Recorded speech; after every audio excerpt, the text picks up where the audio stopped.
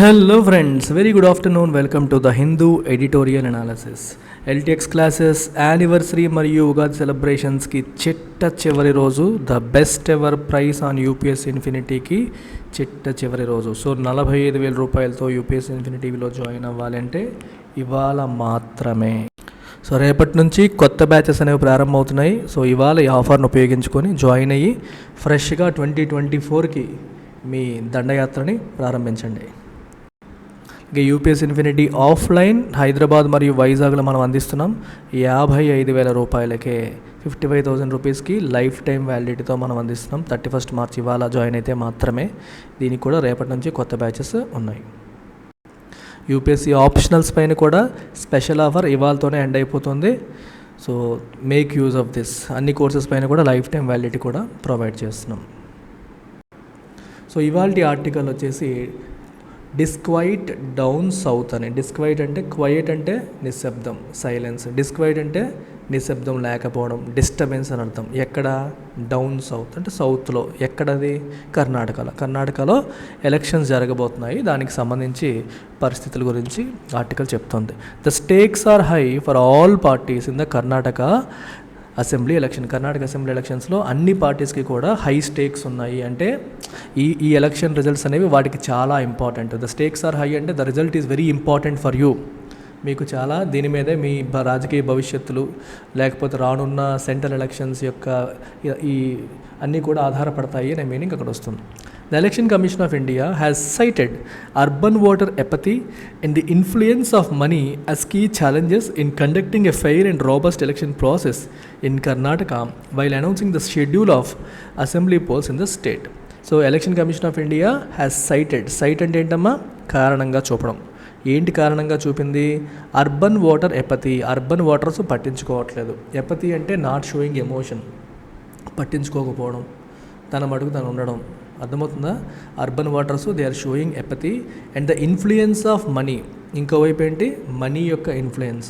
ఈ రెండింటినీ key challenges in conducting a fair and robust election process in కర్ణాటకలో elections conduct చేయడానికి major challenges ఏంటి అంటే ఇన్ఫ్లుయెన్స్ ఆఫ్ మనీ మరియు అర్బన్ ఓటర్స్ పట్టించుకోకపోవడం, ఎపథెటిక్గా ఉండడం, మాకేంటి అన్నట్టుగా ఉంటున్నారు. ఓటింగ్ కూడా పార్టిసిపేట్ చేయట్లేదు.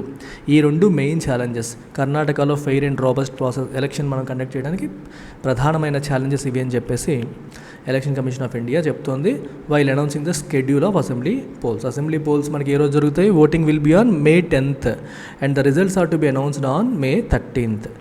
13వ తారీఖున అనౌన్స్ అవుతాయి. Bharatiya Janata party wants to retain the only southern state where it has ever one power. 4 southern స్టేట్స్లో భారతీయ జనతా పార్టీ తన ఎంటైర్ హిస్టరీలో గెలిచింది అంటే ఒక్క కర్ణాటకలోనే. ఆ కర్ణాటకలో తనకున్న పవర్ని ఇప్పుడు రిటైన్ చేయాలని చెప్పి అనుకుంటోంది. ఇన్ 2018 భారతీయ జనతా పార్టీ గెలిచిందా? గెలవలేదు. A coalition of Congress and Janata Dal secular had form the government. 2018లో జేడీఎస్ కాంగ్రెస్ కలిపి వాటి యొక్క కూటమిగా ఏర్పడి ప్రభుత్వాన్ని ఫామ్ చేశాయి. Which collapsed following defections. తర్వాత అది కొలాప్స్ అయిపోయింది. ఎందుకు? డిఫెక్షన్స్ వల్ల. అంటే ఆ పార్టీల నుంచి బీజేపీకి వేరే పార్టీలకి ఎమ్మెల్యేలు జంప్ జిలానీలుగా మారిపోయారు. డిఫెక్ట్ అంటే ఫిరాయింపు, పార్టీ ఫిరాయింపు అంటాం చూడండి. ఒక పార్టీ నుంచి ఇంకో పార్టీకి జంప్ చేసాడు. అలా వెళ్ళిపోవడం వల్ల ఆ ప్రభుత్వం కొలాప్స్ అయిపోయింది. Paving the way to power for the BJP under the leadership of BS Yediyurappa. ఓకేనా? అందువల్ల బీజేపీకి పవర్ వచ్చేసింది under the leadership of Yediyurappa. ఈ రెండు పార్టీల నుంచి ఎమ్మెల్యేలు ఫిరాయించడం వల్ల ఆ ప్రభుత్వం కూలిపోయి బీజేపీ ప్రభుత్వం ఏర్పాటు చేసుకునే పరిస్థితి వచ్చింది. బిఎస్ యడ్యూరప్ప సీఎం అయ్యారు. అయితే he was later replaced with Basavaraj Bommai as the BJP wanted to rework it's terms of engagement with the powerful Lingayat community to which both belong. తర్వాత కొన్ని రాజకీయ కారణాల వల్ల బిఎస్ యడ్యూరప్పని సీఎంగా రీప్లేస్ చేసి ఆయన ప్లేస్లో బసవరాజ్ బొమ్మాయిని బీజేపీ పెట్టింది. సో ఇద్దరు కూడా లింగాయత్ కమ్యూనిటీకి చెందిన వాళ్ళే. సో అవి పొలిటికల్ ఈక్వేషన్స్లో భాగంగా అలా చేయడం అనేది జరిగింది. Mister Yediyurappa remains the force to reckon with. The force to reckon with అంటే very important person, you cannot ignore అని. Someone who is very important and cannot be ignored. అలాంటి వాళ్ళు మనం ఏమంటాం? ఫోర్స్ టు రెకన్ విత్ అని చెప్పి అంటాం. So Yediyurappa he is a powerful force to reckon with. అతన్ని ఎంత ఈజీగా మనం తీసిపారడానికి లేదు. And the BJP central leadership is now trying to placate him. So అతను ఆబ్వియస్గా సీఎం పోస్ట్లో ఉన్న వ్యక్తిని తీసేసి వేరే వాళ్ళని పెట్టారు. అతను పార్టీలోనే కొనసాగుతున్నాడు. ఆయన ఆబ్వియస్గా చాలా పవర్ఫుల్, అంటే గ్రౌండ్ లెవెల్ నుంచి ఆయనకి క్యాడర్ ఉన్న వ్యక్తి, పవర్ ఉన్న వ్యక్తి. అతనికి కోపం ఖచ్చితంగా ఉంటుంది. సో అతన్ని ప్లకేట్ చేయడం అంటే కూల్ డౌన్ చేయడానికి బీజేపీ సెంట్రల్ లీడర్షిప్ ప్రయత్నం చేస్తోంది. Lest he ruin the pitch for the parties reelection bid.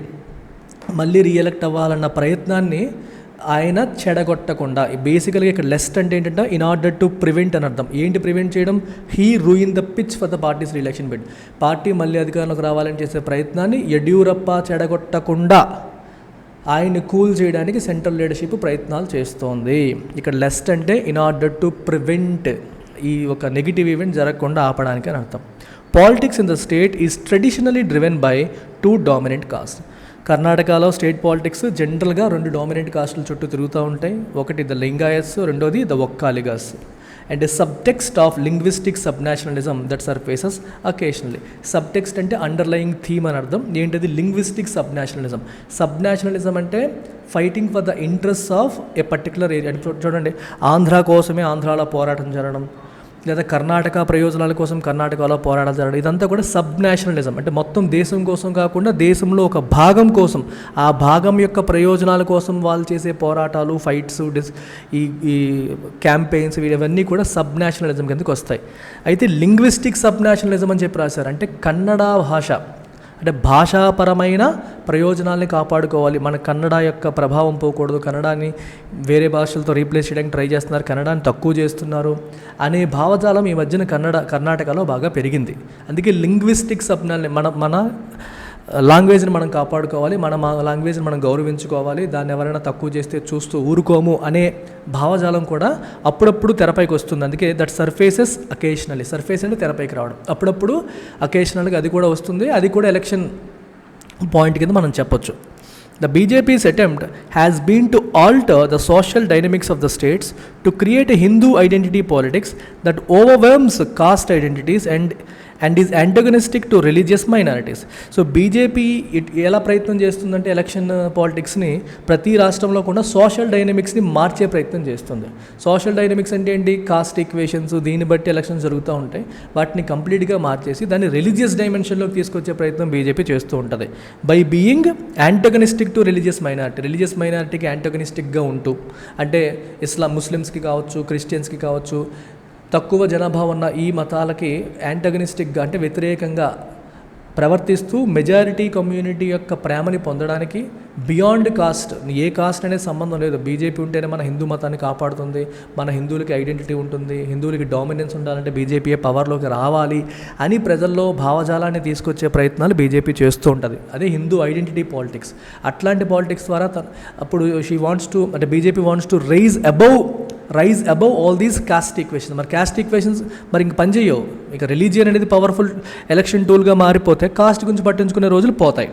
So through propaganda and policy the party has advanced Hindutva in the state. Propaganda అంటే మనకి వాళ్ళు ఏదైతే భావజాలాన్ని నమ్ముతున్నారో అది అందరిలోకి తీసుకెళ్ళడం, అందరూ దాన్ని నమ్మేలాగా చేయడం, అది ప్రోపగాండా. అది రైట్ కావచ్చు, రాంగ్ కావచ్చు. మనం ఏదైతే అనుకున్నామో అది అందరి బుర్రలోకి చొప్పించే ప్రయత్నం చేయడం, సోషల్ మీడియా ద్వారా, న్యూస్ పేపర్ల ద్వారా, స్పీచ్ల ద్వారా, వాట్సాప్ల ద్వారా. ప్రోపగాండా. పాలసీ అంటే ప్రభుత్వ విధానాలు, ప్రభుత్వం తీసుకొచ్చిన కొన్ని స్కీమ్స్, కొన్ని చట్టాలు, రూల్స్, సంథింగ్ లైక్ హిజాబ్ని బ్యాన్ చేయడం, ఇట్లాంటివి, అవి పాలసీ డెసిషన్స్. ఇట్లాంటి డెసిషన్స్ ద్వారా హిందుత్వ ఎజెండాని ముందుకు తీసుకెళ్లే ప్రయత్నం బీజేపీ చేస్తూ వచ్చింది. And this selection will be a test of the extent of it success. మరి ఎన్ని ఎజెండాలు, ఇన్ని ప్లాన్స్ వేసింది కదా, మరి ఇవన్నీ సక్సెస్ అవుతాయా లేదనేది ఈ ఎలక్షన్లో మనకు తేలిపోతుంది. Next, a mix of deeply divisive campaigns around the wearing of the hijab in schools. చూసారా, హిజాబ్ విషయంలో డీప్లీ డివైజింగ్ క్యాంపెయిన్స్ నడిచాయి. అంటే హిజాబ్ని సమర్థిస్తూ కొంతమంది, సమర్థించకుండా కొంతమంది. స్కూల్ అంటే అందరూ యూనిఫామ్గా ఉండాలి, ఒకళ్ళు మాత్రమే హిజాబ్ ధరించి వస్తారంటే ఎలా అవుతుంది? అందరినీ ఒకేలాగా చూసే ప్లేస్ స్కూలు అనేది ఒక వాదన. రెండోది, మా మతం మాకు చెప్పిన మాట మేము ఫాలో అవ్వకుండా ఎలా ఉంటాము? We follow our Islamic tradition, మా ట్రెడిషన్ చెప్పింది మేము ఫాలో అవుతాము మాకు అని చెప్పేసి అక్కడ అమ్మాయిలు ప్రొటెస్ట్ చేయడం అనేది ఇంకొక ఆస్పెక్ట్. ఇంటర్ఫెయిత్ రొమాన్స్ అంటే ఒక మతానికి ఇంకో మతానికి చెందిన వాళ్ళు మనకి పెళ్ళిళ్ళు చేసుకోవడం విషయంలో కూడా కొన్ని చట్టాలు తీసుకొచ్చారు, కొన్ని చట్టాలు తీసుకురావడం జరిగింది. మనకి వాళ్ళేమో మన హిందూ అమ్మాయిని బొట్లో వేసేసుకుంటున్నారు ముస్లిం అబ్బాయిలని, తర్వాత మార్చేసుకుంటున్నారు, మన వాళ్ళు ముస్లిమ్స్గా మారుస్తున్నారు. ఇట్లాంటివి కూడా జరుగుతూ వచ్చాయి. దాని గురించి కూడా మనకి కొన్ని రాష్ట్రాలేమో యాంటీ కన్వర్షన్ లాస్ తీసుకొచ్చి, అంటే కొంచెం ఇట్లాంటి పెళ్ళిళ్ళకి వ్యతిరేకంగా కొన్ని చట్టాలు రూల్స్ తేవడం కూడా మనం చూసాం. అలాగే రిలీజియస్ కన్వర్షన్స్ గురించి కూడా. నెక్స్ట్ మనకి చూడండి, and distortion of history to paint the anti British Tipu Sultan as an anti Hindu despot. అంటే టిప్పు సుల్తాన్ యాక్చువల్గా యాంటీ బ్రిటిష్, అతన్ని యాంటీ హిందూ పర్సన్గా, డెస్పాటిక్ రూలర్గా, అంటే కొంచెం అందరినీ తొక్కేసే రూలర్గా, తన మాటే అవ్వాలి అనుకునే టైపు రూలర్గా చిత్రీకరించడం ద్వారా కూడా బీజేపీ స్ట్రాంగ్ పొజిషన్ని బిల్డ్ చేసుకుంది. కాకపోతే it is also created new tensions that could be counter productive for the party. So ఈ రిలీజియన్ని బేస్ చేసుకొని చేసే పనుల వల్ల కొంచెం కౌంటర్ ప్రొడక్టివ్, అంటే తను చేసిన గోతులు తనే పడే అవకాశం కూడా ఉంది. దీనివల్ల ఏమవుతుంది, కొత్త టెన్షన్స్ వస్తాయి, దానివల్ల పార్టీకి నష్టం జరిగే అవకాశం కూడా ఉందని చెప్తున్నారు. The rise of Islamist politics gives additional ammunition for BJP's politics in the state. ఇప్పుడు బీజేపీ మతాన్ని ఎలాగ వాడుతుందో, ఇంకోవైపు ఇస్లామిస్ట్ పాలిటిక్స్ కూడా రైజ్ అవుతున్నాయి. అంటే ఇస్లాంలో చెప్పిన, అంటే మతంలో చెప్పిన, మత గ్రంథాల్లో చెప్పిన ఫాలో అవ్వాలి అనే తత్వం ఏదైతే కనిపిస్తుందో, ఫర్ ఎగ్జాంపుల్ హిజాబ్ని ధరించాలి, స్కూల్లోనైనా మేము ధరిస్తాము అనుకునే తత్వం ఎందుకు వస్తుంది? సో మన మతం చెప్పింది మనం ఫాలో అవ్వకుండా ఉండడానికి వీళ్ళెవరు అనే సెన్స్ బిల్డ్ అవుతుంది. దానివల్ల బీజేపీకి ఎడిషనల్గా బలం చేకూరుతుంది. చూడండి మన ఇస్లాం వాళ్ళు ఎలా ముస్లిమ్స్ ఎట్లా ప్రవర్తిస్తున్నారు, సో వాళ్ళ మతం కోసం వాళ్ళు అంత చేస్తున్నారు, మనం వెనకబడిపోతున్నాము అనే భావజాలం హిందువుల్లో వచ్చేలా చేయడం ద్వారా వాళ్ళ ఇస్లామిస్ట్ పాలిటిక్స్ని తిను ఒక ఆయుధంగా మార్చుకోవడం కూడా జరుగుతుంది. ఇంకోవైపు ఉన్నది ఏంటి మనకి Congress. The Congress has a robust ground game. Ground లెవెల్లో కాంగ్రెస్కి స్ట్రాంగ్ క్యాడర్ ఉంది, as well as local leaders who have the capacity and the will to give the BJP a spirited challenge. బీజేపీకి ఛాలెంజ్ ఇవ్వగలిగే కెపాసిటీ ఉంది, స్పిరిట్ ఉంది, will ఉంది. ఎవరికి? మన లోకల్ లీడర్స్కి. The outcome of the Karnataka elections will have ripples across the country. అయితే so solid team ఉంది కాంగ్రెస్కి కూడా. కర్ణాటకలో ఎలక్షన్స్ యొక్క అవుట్కమ్ అనేది దేశమంతా ప్రకంపనలు సృష్టిస్తుంది. Considering the two national parties are face to face. ఎందుకంటే మనకి కర్ణాటకలో రెండు నేషనల్ పార్టీస్ ఒకదాన్నొకటి ఎదుర్కొంటున్నాయి కాబట్టి, రీజనల్ పార్టీస్ కంటే నేషనల్ పార్టీస్ హవా ఎక్కువగా ఉంది కాబట్టి. The BJP hopes to neutralise the Janata Dal S and the political dominance of the two dominant caste groups. So BJP hopes to neutralize. ఇంకోవైపు జనతాదళ్ ఎస్ ప్రభావం అనేది లేకుండా చేయడానికి బీజేపీ ప్రయత్నం చేస్తుంది.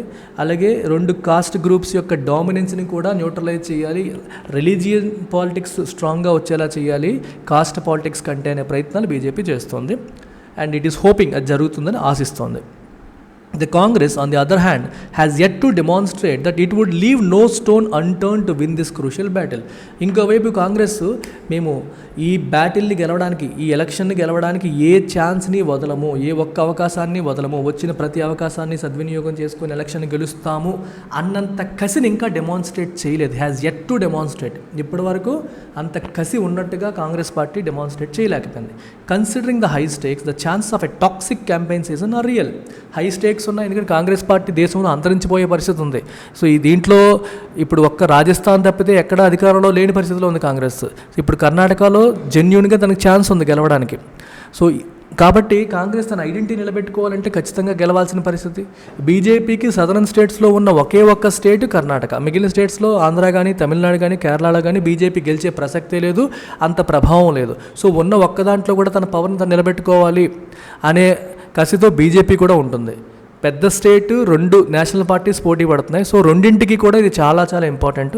కాబట్టి when stakes are so high, ఒకళ్ళపైన ఒకళ్ళ టాక్సిక్ క్యాంపెయిన్ జరిగే అవకాశం ఉంటుంది. చాలా పాయిజనస్ క్యాంపెయిన్. పాయిజనస్ అంటే ఎంత మాట అంటే అంత మాట అనేసి దిగజారిపోయి అన్ప్లెజెంట్గా ఒకరినొకరు తిట్టుకొని అలా విలువలు కోల్పోయే పరిస్థితి వచ్చినా ఆశ్చర్యపోనక్కర్లేదు. The election commission of India needs to keep the campaign civil. Election commission of India ఏం చేయాలి? క్యాంపెయిన్ని సివిల్గా ఉంచాలి. సివిల్గా అంటే ఎటువంటి తప్పుడు మాటలు లేకుండా పద్ధతిగా, అందరూ పద్ధతిగా ఉండేలాగా చేయాలి. And in adherence to the model code of conduct. Model code of conduct అందరూ అడ్హెర్ అయ్యేలాగా చేయాలి. ఎలక్షన్ కమిషన్ ఆఫ్ ఇండియా చెప్పిన model code of conduct follow అయ్యేలాగా, దానికి మించి తప్పులు చేయకుండా ఉండేలాగా చూసుకోవాల్సిన బాధ్యత ఈసీఐ పైన ఉంటుంది. So it's a political article, but just some vocabulary, some basics about Indian politics తెలియడం కోసం మనం చదువుకోవాలి అంతే. మరొకసారి చెప్తున్నానమ్మా, ఇవాళే చివరి రోజు యూపీఎస్ ఇన్ఫినిటీలో జాయిన్ అవ్వడానికి తక్కువ ప్రైస్లో. రేపటి నుంచి ఇంకా మనకి 60-65,000 కనిపిస్తాయి, 40 కనిపించే ప్రసక్తే ఉండదు. సో ఈ నెంబర్కి కాల్ చేయండి, ఏమైనా డౌట్స్ ఉంటే. లైఫ్ టైం వ్యాలిడిటీ ఉంది, యూజ్ చేసుకోండి. Take care, bye.